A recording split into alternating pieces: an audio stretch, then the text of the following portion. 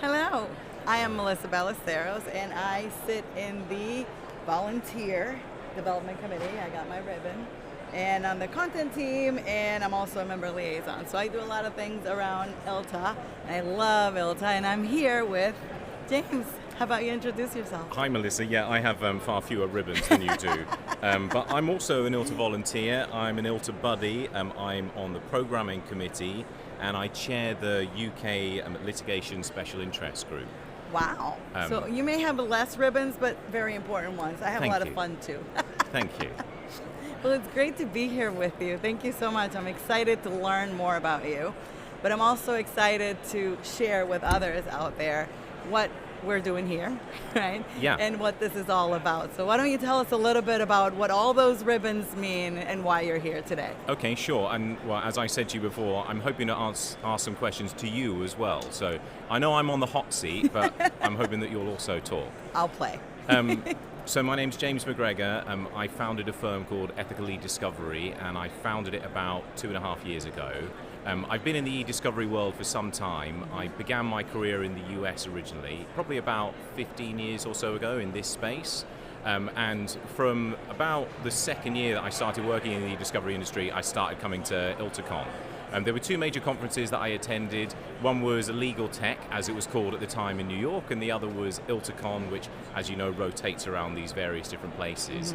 And I always loved ILTACON from the first time that I started coming because the people were so friendly and it just felt like a very warm and a relaxed setting. I mean, for me, whilst there are lots of great sessions to attend, I think the stuff that I enjoy most is more the peer-to-peer networking and the discussions, and it's all the stuff that happens outside of the sessions themselves. And so as I started my own business, when I used to come before, I was working for bigger firms and they would fund you in order to come to these events. But when you go out on your own, it's a little more challenging in order to pay for all of the passes and everything, because there's so much that goes on and it costs a great deal of money in order to make this show happen. So understandably, it's expensive for people to attend. And so I started volunteering, and I've volunteered in many aspects for ILTA in different capacities. But at ILTACON, I started volunteering. Actually, so I started my business, but I was a year on my own before I started my business. So for about 3 years now, and that involves a variety of different things. This year, I've mainly been scanning badges for people as they've been coming into sessions. And yeah, for me, what I like about volunteering is you get to meet really nice people, you get your pass for free, which is really nice, and it's just a great way to get experience, because some of the sessions that I'm scanning are not ones that otherwise I would attend, but after you've done that, you get to see some content that perhaps you otherwise wouldn't get to see. But I want to hear more about your ribbons and your involvement with ILTA. Absolutely. Well, you mentioned a couple of things that are important to bring up. One is that our firms do allow us to be here for some of us like me, and I'm very grateful for Holland & Knight, which is who I work for. And they do give us this opportunity because not only is it a great meeting place, as you've already mentioned, but the content, right? It is content that's created by a volunteer, so I've done some of that myself. And my next question, so you prepare, is going to be on this, because I feel that the conference is just 5 days, unfortunately. So what do we do with the rest of the year? And I think that ILTA is an organization that's based on its volunteers for a really good reason, and we all work really hard on a yearly basis to produce the content that you see on the website, to connect with others and work on projects that are meaningful for the overall community. So to give you an example, last year, I don't know if you've seen these little buttons that are running around with languages. Yeah. Okay, so that was my initiative through the Volunteering Development Committee. And the idea is that if you have a firm in another country, an office in another country, or if you speak another language, you will pick that language so that we can connect. Not only speak on the same language, but also be able to get people like you to understand and give ideas as to how they can collaborate and they can continue the work throughout the year. Are there any ILTA sessions that are delivered in a different language? There are. If you go to the website, you can find them in Spanish. There's some content as well, and so I speak Portuguese and Spanish, and we're trying to create some of that content too. Okay. Barbara Gondim de Rocha, which I think you've met, she does a lot of volunteering from another country, right, while living there, and so do you. So I guess my question to you is, how do you continue and how do you really get more out of being a volunteer throughout the year? Because I think that's where the key really turns, right? Yeah, sure. So I've always done volunteering in some capacity, even prior to ILTA for various different organizations. There are a couple of local charities that I volunteer for. Like during the pandemic, I used to deliver food to people who were vulnerable because, there was a good way to still connect with people when we were all locked in our homes. And then when I moved to a new place, Farnham, which is where I live now in England, I joined a local charity and I volunteered for them because it's a really nice way to meet new people. And then in my professional realm, I've always done lots of voluntary work as well. So I used to be a part of ACEDS, the Association of Certified E-Discovery Specialists, and I founded the first international chapter, the UK chapter, probably 10 years or so ago. And then when I started with ILTA in the litigation special interest group, I think that was about 3.5 years ago now. It was after I'd moved away from ACEDS and I wanted to continue volunteering but do it differently.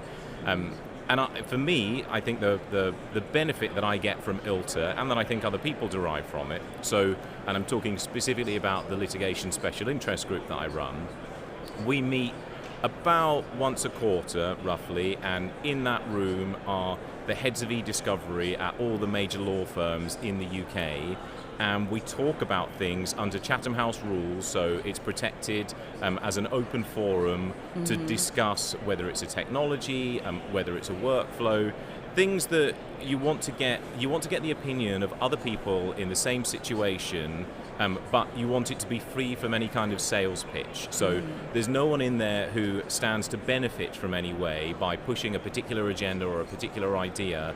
It is just the mutual exchange of ideas. And I think that's something that's a very core tenet of the ILTA ethos. And so it's one of the things that I really like about it. And I guess from organizing these sessions, so I organise them, but because my business, Ethical E-Discovery, is a service provider, I don't actually stay in the sessions. I put them together, but then I speak to the people afterwards. And through doing it, what I find really useful is I learn how other people are doing things at different firms, which I then get to practice when I'm working with my clients. And again, going back to what I get the most out of at ILTACON, it's not so much the sessions themselves, though I appreciate they're very valuable for lots of people. It's more talking to other people that have got similar problems and understanding how they're solving those problems. And that then means that, and this is also the benefit of the relationships that you build at an event like this, that then means that when you get that problem, you can call that person up and say, hey, I don't want to divulge anything about the specifics of this. It's important that we all protect confidentiality, but I know you ran into a similar technical issue previously. How did you solve it, and benefit from that expertise? And that's something that, as a volunteer, it's invaluable because you basically have colleagues at lots of different organizations and you get to benefit from all of their shared experience. And I don't think you can build those kind of intimate relationships with people where you can trust them to ask them those questions if you're not regularly volunteering and mingling with them. I hope that answered your question. It totally did, and it actually makes me agree with you 100%. And also, since I'm also a little bit on the hot seat, as you said, I will share that it is not only that ability to learn from others with true intent of help, which I think is very, very specific of ILTAN's. I haven't experienced that in any other organization. But in addition to that, it gives you almost a credential, right? If you just go and say, hey, I'm Mel, I'm here to ask you a couple questions about your firm. They'll be like, no. But if you come and say, look, I'm a volunteer for ILTA. We're trying to accomplish this, and here's the reason. We'd love to speak with you. People are 9 times out of 10 more than willing to do that.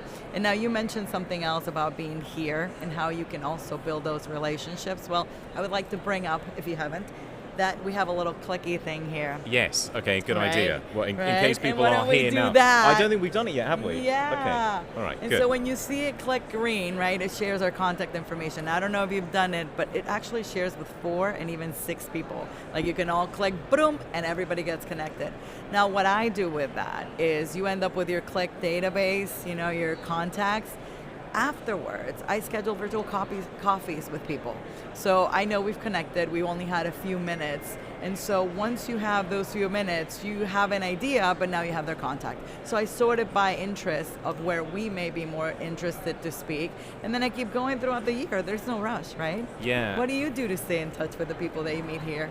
Well, and I'll answer that, but before I do, I wanted to come back to something you said about the credibility that you get, I think, with the ILTA brand. So there's a project that we've been working on in the UK, and it's basically to build a defensible AI workflow in the context of disclosure, which is what we call discovery, such that, and it's tool agnostic and it's workflow agnostic, because we want to encourage more people to use the latest technology that's available in order to streamline their process.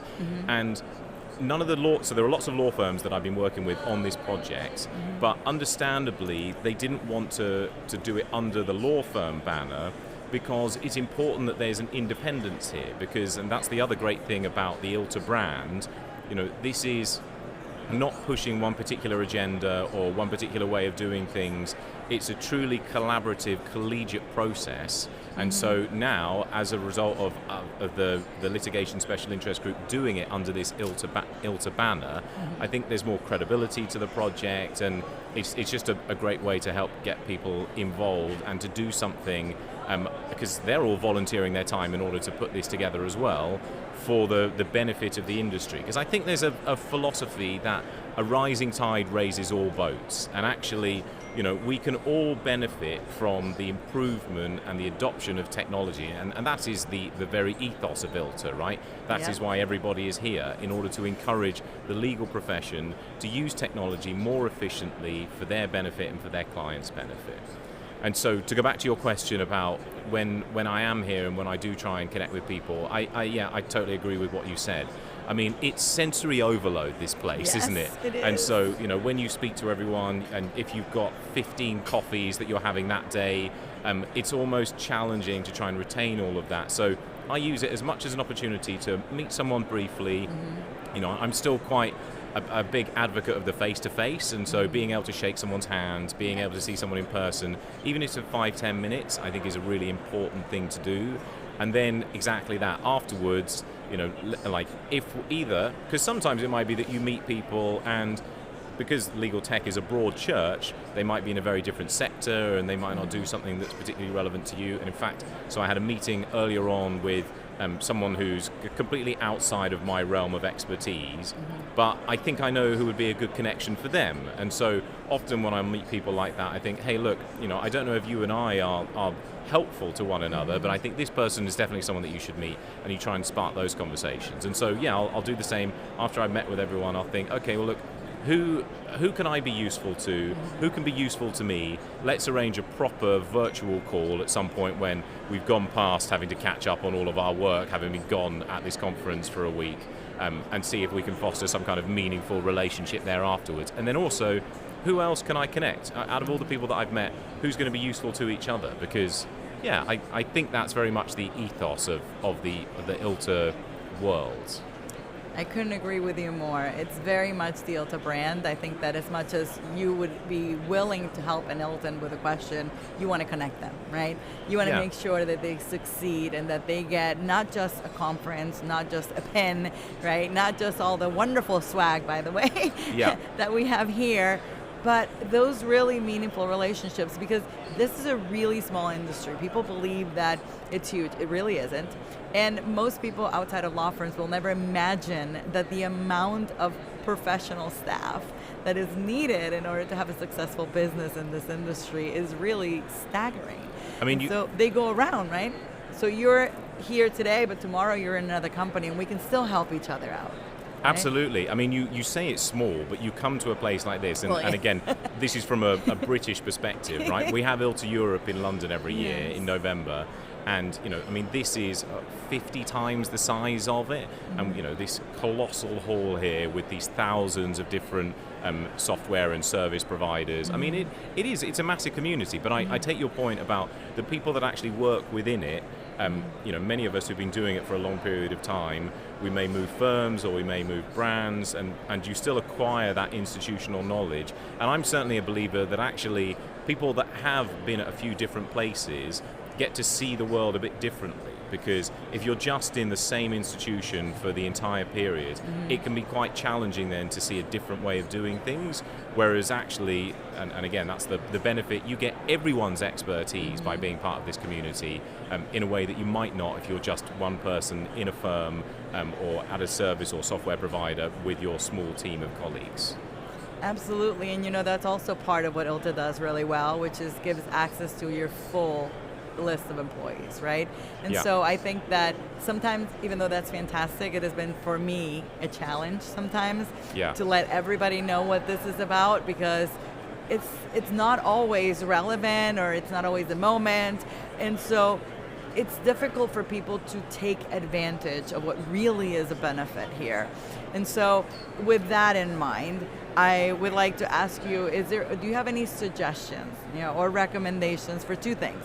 Number one, those first timers, right? Yeah. Which I think is huge to what do you bring home with you to wherever that is. But secondly, how do we help evangelize ILTA, whether here or in another country? If your organization has 30 offices or 3 or 2, wherever they live, those people belong to ILTA, they're members. So what are your recommendations, if any? Well, I'm going to take the second question first, if I may, and then just to warn you, I'm going to come back to you, because I know that for ILTA South America, that's an area in a membership that you're trying to grow.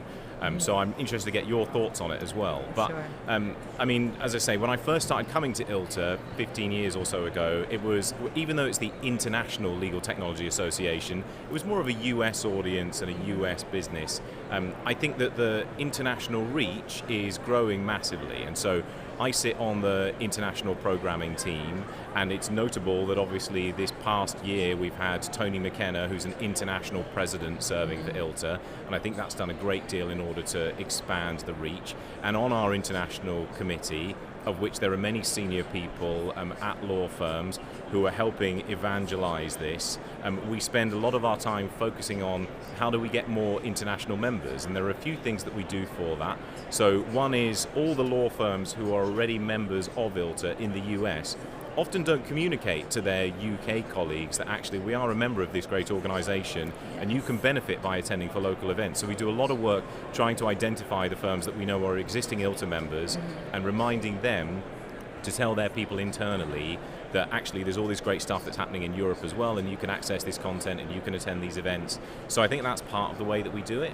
In terms of the way that I try and grow my specific chapter, so the Litigation Special Interest Group, it's just a question of cold outreach a lot of the time. So, I mean, I have a pretty big network already through just having been in this space for a long time that come to our events. And then, whenever I do bring people to our events, I'll always try and meet with them before and afterwards to get feedback. And if they liked it, to find out if there are other people that they know. Because, again, going back to the point how people move from organization to organization, often you might have someone who's a head of e-discovery at a law firm who previously worked at a different law firm, comes to one of your events and said, this is great, we should tell my former colleague to come to this as well. And so I think it kind of grows a bit organically that way as well.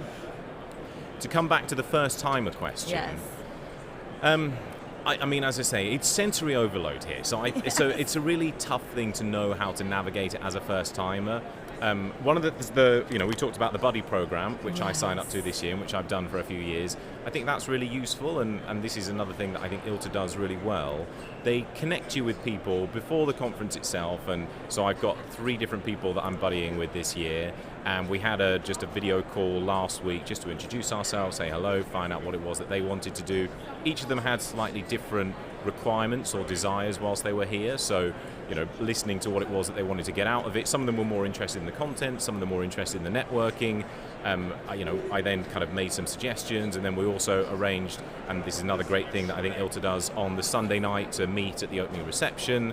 And that's always such a nice icebreaker, right? Yeah. You get a chance as a first timer because you've got your ribbon on, people see you as a first timer, they come up to you, they say hello, and I feel like I'm gushing a little bit about the ILTA community, but I do think it is one of those places where people will come, and if they recognize that you're new or if you're on your own, they'll say hello and they'll make an effort to introduce themselves, and that's why it's such a warm and nice place. So I guess my advice to a first timer is just don't be worried. It's like, identify yourself as a first-timer, Yes. and other people will do the work for you. They will come and say hello, they'll take you by the arm, they'll take you to various different places.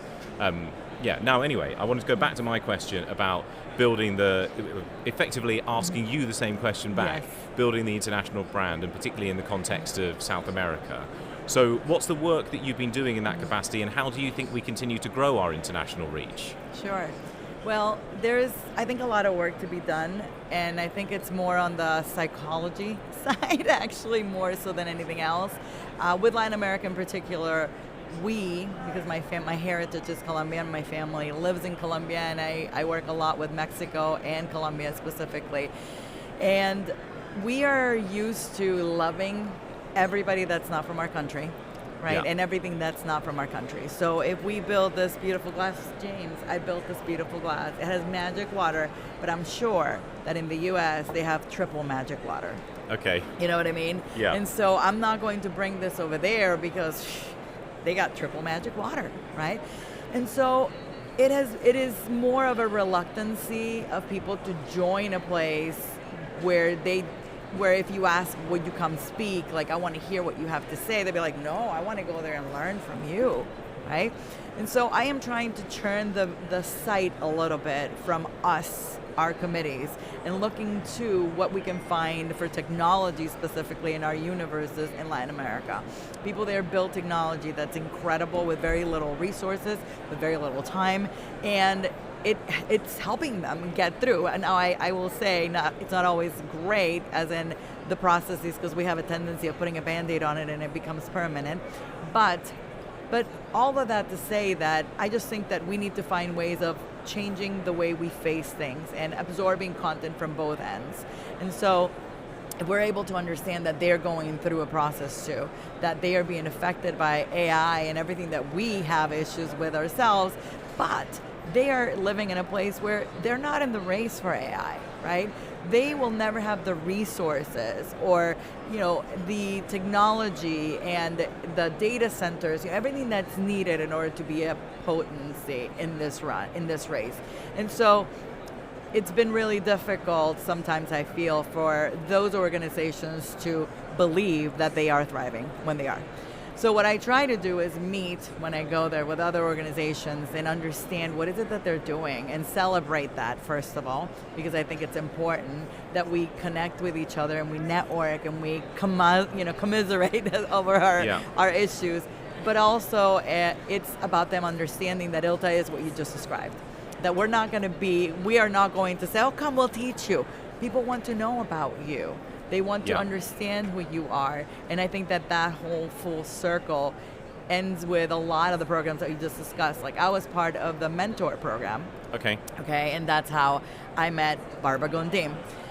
And she lives in Brazil, right? Yep. And I just thought that was the most fantastic thing because she's helping me with my Portuguese. Like, all these things happen. And she actually was shocked that she was selected as a mentor, first of all, because she's that kind of a superstar. But on top of that, she was wondering, like, who would want to learn from somebody in Brazil?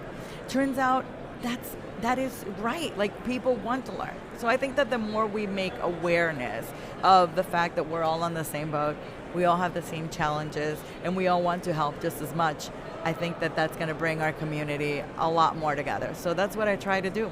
Spread the word. That's fantastic. And I would say, much of what you said resonated. So even in the UK legal tech market, whilst there is quite a lot of funding, and it's increasingly more so, there's a big government initiative in order to try and get more legal tech businesses built because it's a thriving industry.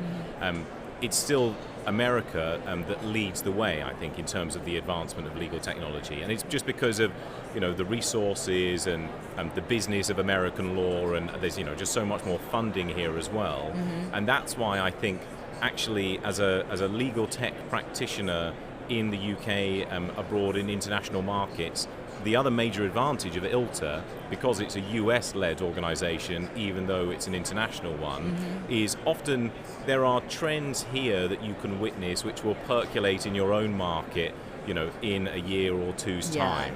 And I think you really get an opportunity through the US leadership that we have to see some of the most advanced stuff. I mean, certainly, in the Gen AI world, when you want to find the best technology and the most sophisticated tools, I really feel like it's this nation which tends to be the pioneer. I mean, it always prides itself of being a nation of pioneers, but certainly in the legal AI world, that's definitely true. And you just look at some of the organizations that are here and some of the funding that they've been able to raise in a very short period of time, and some of the tools that they've been able to implement and build, because of all the resources, and it's incredible. Have you had an opportunity to walk the floor or to see any demos or to see any of the technology? And if so, is there anything that's really stuck out for you as something that's impressive? So I have walked around a lot. And I have not sat through any demos because I need to get the lay of the land first. And believe it or not, I haven't had a chance to walk around the whole place yet. Your point of massiveness. Yeah, it would take you forever. Yeah, it's just if you actually do that. But I will tell you that the one thing that I have noticed, more so than years past, is that now people are starting to specialize. Before you saw AI, everybody's AI. Now you see e-discovery with AI, right? Now you see the time entry with AI, the agents with specific workflows for legal using AI. So I think that we have moved up somehow in our level of usage, of also being able to bring it into our workflows and into our enterprises. It's no longer, the X we're not going to move through. I'm not saying some organizations aren't there, but I'm saying you see a difference on what is actually on the floor. And just to bring one point that I forgot to mention is you can get involved in all these programs that happen here right now, and even the buddy program, the mentor program, but you can also be on the board, for example, like Alexa Isaacs. She lives in London, right? Yep. You know her, and she's been working with a committee. We've known each other for 2 years, and we met for the first time here this time. Right? And so those relationships, the reason why I'm bringing this back is because I think that volunteering, not only to do something while here or to do something for somebody while you're here, you can actually do something for the organization year-round and be a part of these committees and grow within the organization. And so also to bring it back, so the reason that you've met Alexa here in person is actually partly through my achievement, because I lobbied for the international scholarship about 3 years ago on our volunteer committee. It was then approved, and Alexa is funded here because of the international scholarship. You see? So you can build programs too, right? Build programs that change people's life.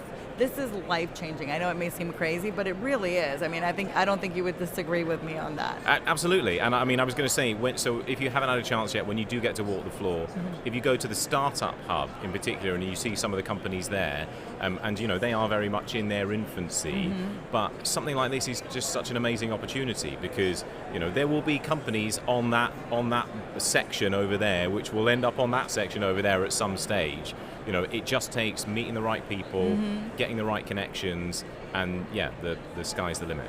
I 100% agree. One other thing that I would like to mention is the fact that, like you said, people will do the work for you, right? They'll smile, they'll show you a place. It's something very interesting that happens when it comes to the vendor side, that you end up getting a lot of emails and you do make a lot of connections. So the last thing I wanted to mention is there are a lot of people that will offer you a lot of things, and if you can't get to them today, you can still connect after the fact. Through emails, you can still schedule demos, and now you have a little bit of time to process, so hopefully it'll be a better time to do that too. Absolutely. Well, I think that's all the time we have today, James. It has been an absolute pleasure. It was so lovely to speak to you. Thank you so much. Here. Thank you so much. Enjoy the rest of your conference. You too.